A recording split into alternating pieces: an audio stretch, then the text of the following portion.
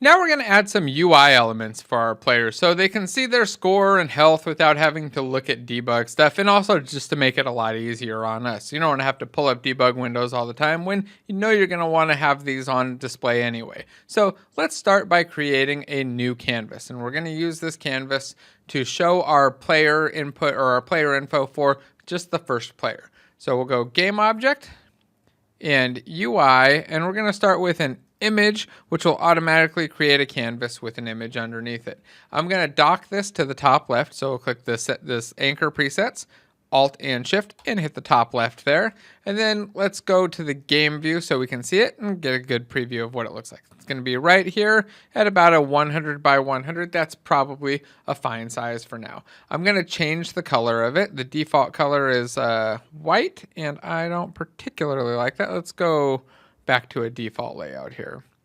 Messed up my layout just a little bit and my inspector was too small. So in here we'll go change this color to be something closer to my player's color, one of these blues or something. Go back to that game view. Let's actually go select him just like that. Get it exactly matching. So I've got this little panel up here, and then underneath the image I want to go add a text element. So we're going to right click and we're going to choose UI. We're going to choose Text Mesh Pro Text. And I'm going to call this score text. And I'm going to set the value here in the text to be 0. We're going to center it. So I'm going to use the center alignment here and the center right here. And then we're going to set the rect transform value to be a stretch so that it will just fill this area in with some value. We'll change the font asset. Instead of using that Liberation Sans, let's go use Bangers again.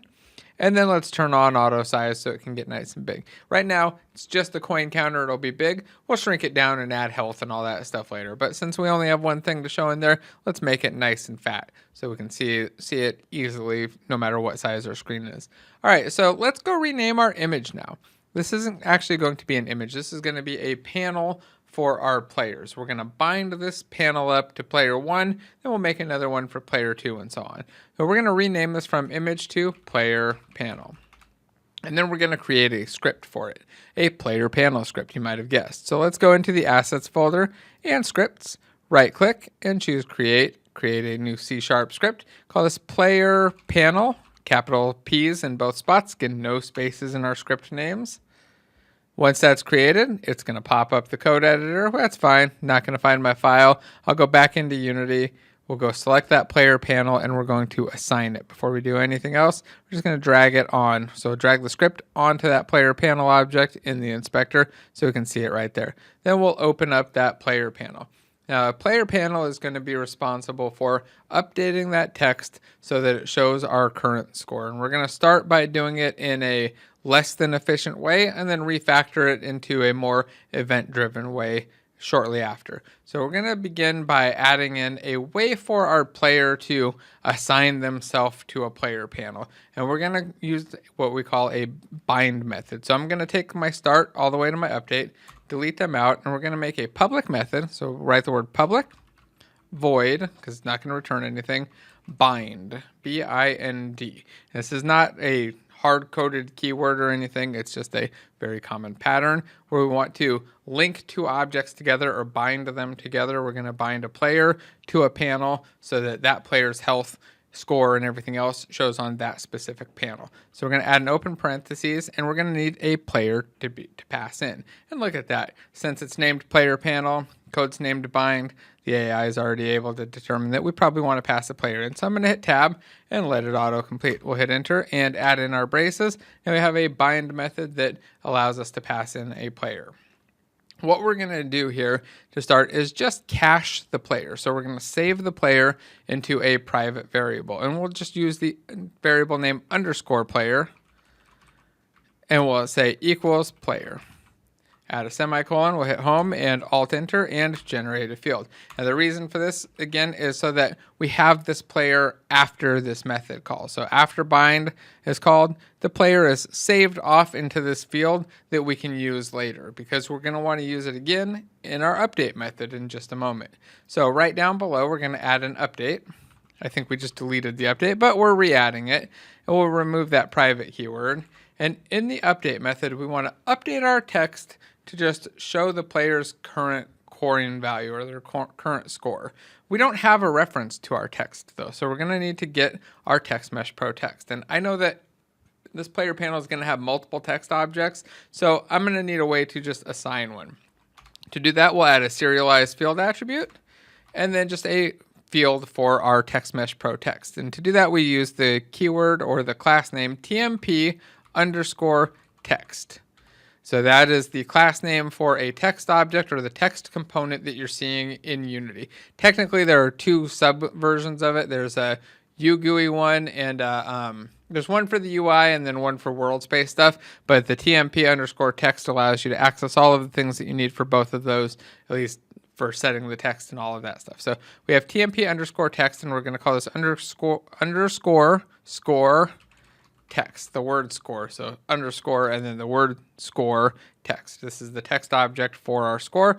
I'm going to add an enter extra space there and then get rid of this private keyword just to clean it up. I find that the less keywords I have in here, the better and the easier it is to understand.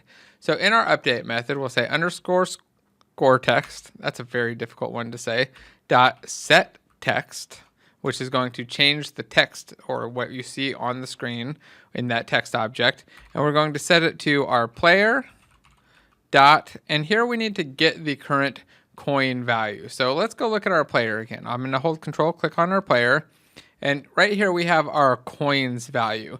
And our coins value right now is private. It can't be accessed outside of this player class. If I go back in here, if I try to access underscore coins and add a semicolon here, it's going to give me an error. If I put the mouse over it, it says coins is inaccessible due to its protection level. So I need to make this publicly accessible. I can hit F12 and then just put the public keyword here and save and then go back, and my error is actually different. And it'll say that it can't convert from an int to a string. And here it's saying, hey, set text requires a string. You can see the first parameter there, string source text, but you're passing in an integer. So we need to convert this integer to a string, and we can do that with the .toString method here. But that's not all there is, because right now we've got a little bit of messy code. Now, technically this is going to work. Technically there are no problems, but in a theory sense and in a keeping your code clean and keeping it so that you don't accidentally mess up in the future, there is a big problem here in that our coins value is now accessible from anywhere and can be set from anywhere. So that means that inside of our update method, we could actually say player dot underscore coins equals 0. And our coin value would get reset to 0 every frame. Now, we probably wouldn't do that, but we might do something else accidentally with this coin value outside of our player class if we allow it. Or somebody else on our team might go, oh, hey, I need to modify the player's coins, and not know that we have an add coin or add points method that plays a sound effect and does all that other stuff. So they might go bypassing that to modify our coin value. It can cause big problems and bugs in the future. So how do we fix that? Well, first, we'll just Control X and get rid of that line. And we're going to hit F12 and go to the coins field here.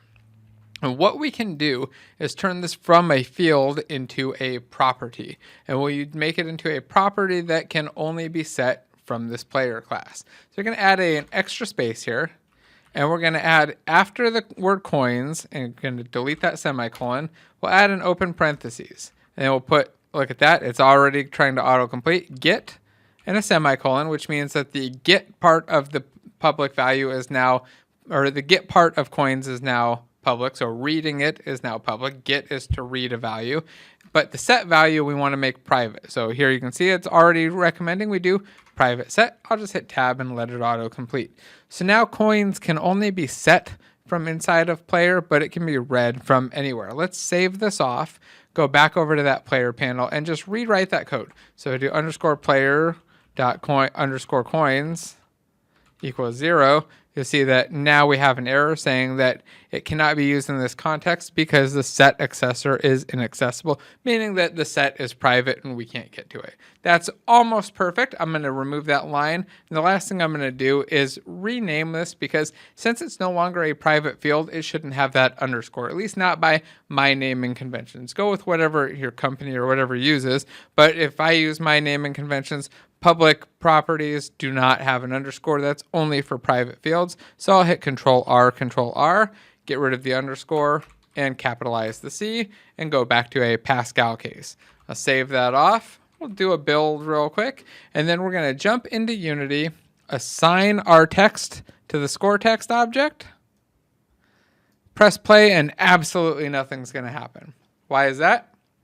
Because our player still isn't binding to the panel. So the last thing we're going to do is go into our player and just do a quick binding in our player before we set up a system for multiple players to bind to multiple panels. We'll go right into the player script, and inside of our awake, we're just going to do a quick and dirty find object of type, and we'll give it the type player panel. So this is going to find the first player panel in the scene. It's going to search through all of our active scene and find a player panel. And then we'll get our parentheses in there, and we want to say .bind. And here it takes in a player, and we're on a player. So we can use the keyword this to just pass in this current instance of the player. Add a semicolon, and I'm going to add an extra line here just to clarify and make this a little bit cleaner. We'll save it off, jump back into Unity, and I should now see that my player is bound up to that. And as I grab some coins, the value goes up. Let's go check that out. And then when I come in on a second player, I expect them to bind over it and kind of take control of that panel, because I haven't set up code to deal with multiple players and multiple panels. We only have one panel right now. So here we go, we jump. Coins are going up, looking good. And if I come in here on another player, look at that, it went to a 0, and I jump, and now coins are going up. And the other character, or the other player, no longer affects that because he's no longer the one bound to it. And if I go look at my player panel and go set this into debug mode, you can actually see in here the player that's bound. You can see it's this player. I can click on it, and you can actually see that it's this specific player, which was our second one, not the first player. Pretty cool, right? So let's stop playing, go into plastic, and commit our changes. So I'm going to save our scene, and here we'll say that we created the player panel in level 1 and bound it to the most recent player. And we'll check that change in.